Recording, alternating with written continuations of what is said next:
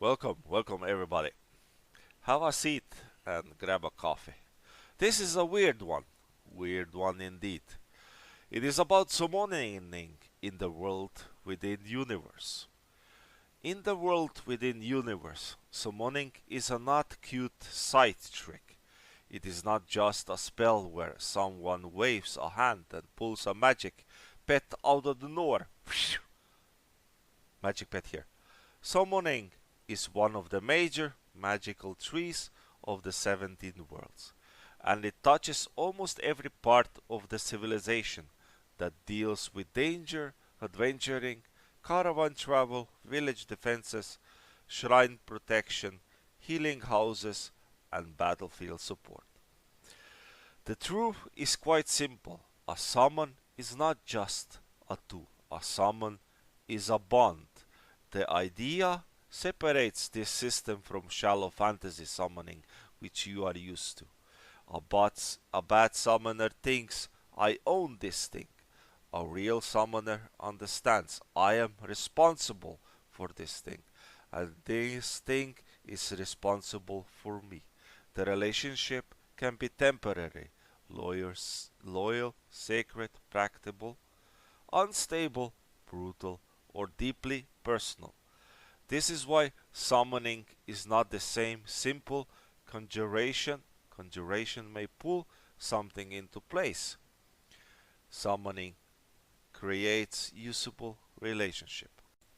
The relationship may involve command, trust, hunger, injury, memory, legality, and consequence. In this universe, the moment you bind something into your life, you do not only gain power, you gain burden. A summon can take many forms: scout, guardian, familiar, training beast, spirit companion, lawful undead servant, shrine protector, or something far heavier than any normal party should casually bring into its own. And that is where the danger begins. Summoning does not erase reality. It does not erase food, fatigue, fear, law, or personality. If a summoner commands something badly enough, under enough pressure, for too long, it can break, rebel, die, panic, or misunderstand, or even drag an entire party into disaster. A summoner who treats summoners as disposable spell tokens is not clever. He is a walking accident with a card in his hand. Every true summoner has one soul bolt summoning card, which I will show in next videos. One, not 10 summoning card. Not a collection binder. Not a market full of trade summoner cards or monster cards. One true card, bound to the summoner's soul and linked to their discipline, rooster, and command structure. This prevents summoning from becoming cheaper monster collection. The card follows the soul, and the soul carries the consequence. The card may hold ordinary summons, and it also may carry a special major sealed field for rare and epic summons. But storage is not deployment. Storage. Oh, my bad. A summoner may have more summons connected to the card that they can safely manifest at once. This prevents the system from becoming nonsense army generation. The battlefield limit is not how many names are stored. The true limit is command burden. How many minds can you guide? How many instincts can you hold? How many separate bodies can you move without losing the whole shape of the fight? In ordinary practice, a summoner can actively handle up to 5 normal summons, or 2 rare summons, or 1 epic summon. Even that is only the clean ceiling.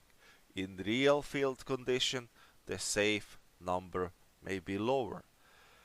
Injury, fear, hostile magic, blood loss, or temperament and competence all matter. A strong summon in the hand of a weak summoner is not advantage in this universe. It is a loaded wagon rolling down the hill with nobody holding the reins. Normal, rare, and epic do not simply mean weak, strong, and stronger like you are used to. These categories describe card burden, handling pressure, complexity, autonomy, rarity, social risk, and consequence. A normal summon may be common and flexible, but that does not make it useless. Normal summons are backbone of practical summoning. They scout roads, carry supplies, smell rot in wells, warn villages, distract predators, and hold doorways for the few seconds that decide whenever someone lives. A rare summon is different. Rare summons often carry stronger identity, strange lineage, sharper specialization, or heavier social meaning. A rare summon may be sacred to a local tradition, feared in a specific village, restricted by guild procedure, or watched by specific temples, or dangerous in the ways that are not obvious at the first glance. Power is not the only issue. The issue is what happens around it. An epic summon does not automatically mean world-ending monster as you are used to from other fantasy worlds or universes. It means the summon carries enough body complexity, soul weight, intelligence, magic pressure, autonomy, or command burden that only one may safely be active at time.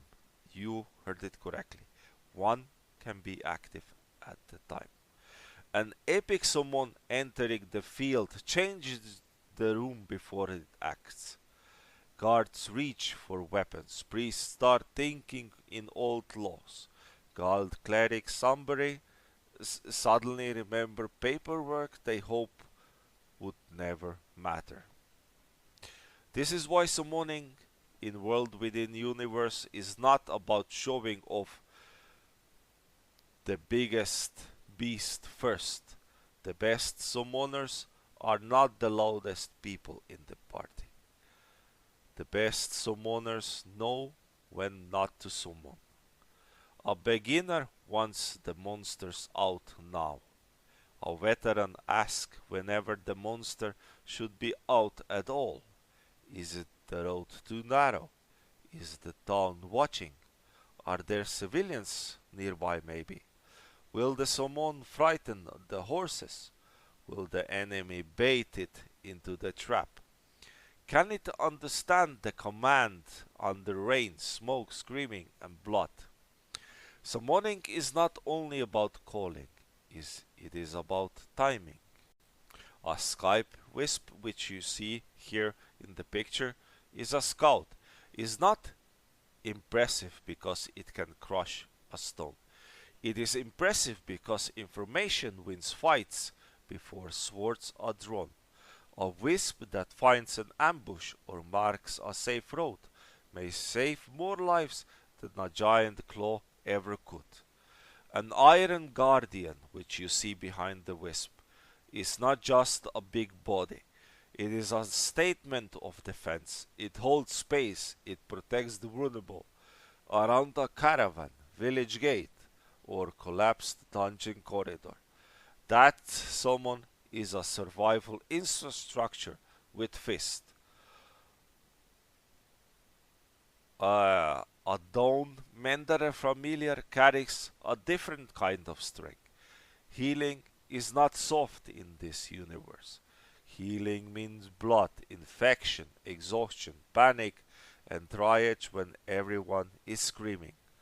A grave lantern warden belongs to the grim side of the civilization, where corpse roads ghost and barrier rights, and undead warnings are not optional problems. And then there is something like a quint blood chimera, which you see on the picture. That is the kind of summon that should make everybody stop smiling. Not because it must be evil, but because beings carry too much instincts, too many hungers, or too much old blood to be treated casually. Calling such a creature in the wrong place can turn a tactical choice into a civil incident. Maybe it wins the fight. Maybe it also ruins the town's trust in the summoner for the next 20 years. That is the cost of the people that forget. Summoning has reputation. A reckless summoner does not only endanger himself, he makes every future summoner's life harder. Guards become stricter, guards become nervous, villagers may refuse contracts, temple demand review. Other adventurers stop wanting summoners in the party because one idiot treated a bond like a toy. This is why summoning is judged through discipline, not spectacle. An old summoner is dangerous, not because he owns stronger creatures by default.